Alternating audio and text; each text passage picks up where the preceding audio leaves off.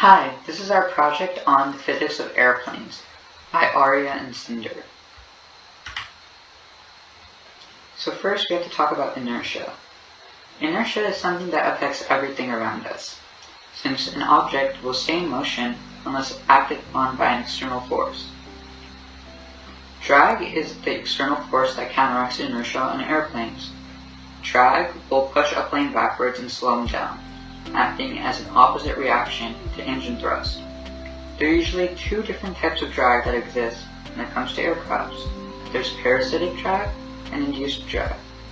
Parasitic drag is caused by air hitting the plane and blowing over it, causing friction and slowing the plane down, and is generally any form of drag that is not induced drag.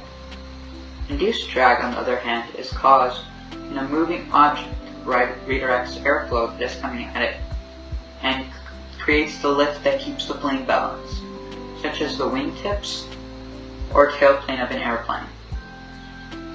The amount of drag directly affects the speed and acceleration of a plane, since the lower the drag you have, the same amount of thrust, the faster that your plane will travel. Lift. Lift is what stabilizes and keeps planes in the air. Without lift, gravity would send planes crashing back down to Earth. Lift in planes is usually generated by air being split over and under the wing. This split causes air above the plane wing to have to move more distance to catch up the air underneath the plane wing.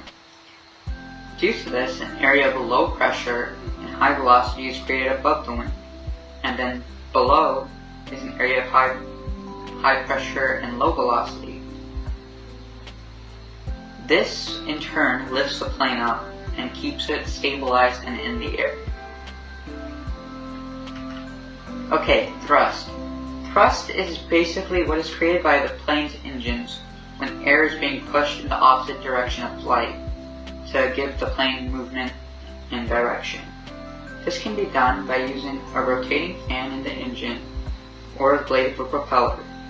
Due to the force the engines create, the plane can move through the air. As we all know, centripetal force is a force generated by a circular motion and is being based toward the center of a circle. Centripetal force is a net force because it's not a fundamental force. In aircrafts like helicopters, the blades generate a centrifugal force in order to create lift, as stated before. As all things on this planet do, centrifugal force obeys Newton's third law of motion, that every action has an equal and opposite reaction. Centrifugal force is a reactant to centripetal force, which is generated by the circular motion of the blades.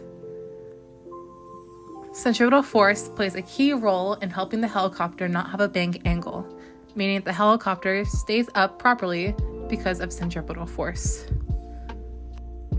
Here is an example of g-forces. G-forces are a measurement of acceleration where multiples of the constant gravitational acceleration is calculated. Although acceleration is a vector quantity, g-forces are a scalar quantity because positive g-forces are downward and negative are upward. G-forces act when an object accelerates or decelerates and the occupants of the object are either pushed back or downward or pulled up and upward due to their inertial force. G-forces are what you feel when you ascend in an elevator and start to feel light, or when you feel heavy when you descend from a roller coaster.